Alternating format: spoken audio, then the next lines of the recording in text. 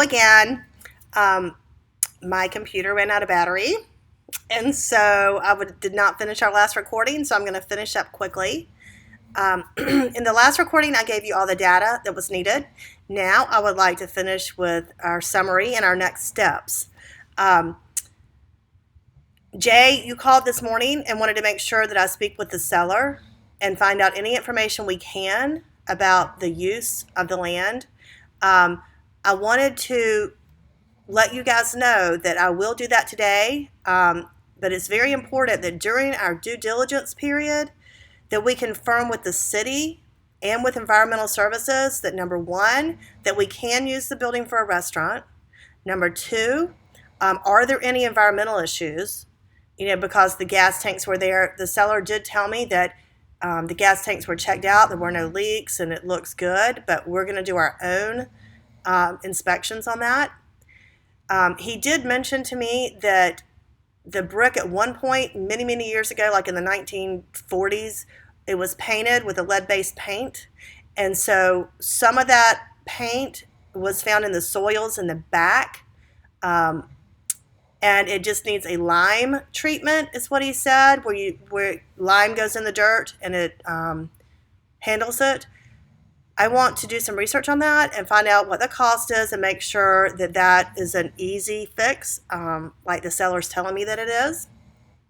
And I also want to make sure that we can build that 1 to 3 homes on the back lots, that we're taking as much advantage of the property as possible. So these are all things that we will actually do after we are under contract, but before we close. This is during our due diligence time period, where we are going to work with the city and the planning department and our own commercial inspector to make sure we can do this. I'm going to write into the contract that, it will be written in the contract that if we cannot do with the property what we plan, that you may terminate the contract and you will not lose your earnest money deposit. So the way that we do this, we go ahead and make the offer, we go under contract with the deposit, but it's in writing that during the 3 months that we have to do our due diligence, if we find that we cannot do what we want or that a restaurant cannot go there, that we may terminate and you'll get your money back. The advantage of this is that the property is now yours if you want to buy it. They can't sell it to someone else, but yet you get out of it if we can't do what we want. That is better than us making sure we have all questions fully answered before going under contract, because someone could come in and buy it out from under us. Okay, lastly, guys, we need time to do this questioning with environmental services, zoning, and planning.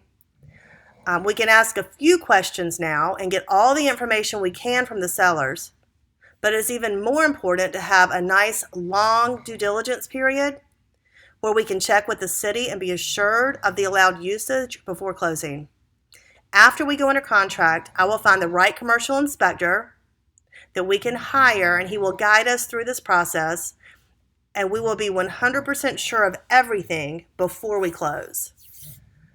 Okay, that's it. So just think this through, and I'll get back with you this afternoon to find out what counteroffer we want to go in with, and I will get as many questions answered today from the sellers as possible. Thanks, guys.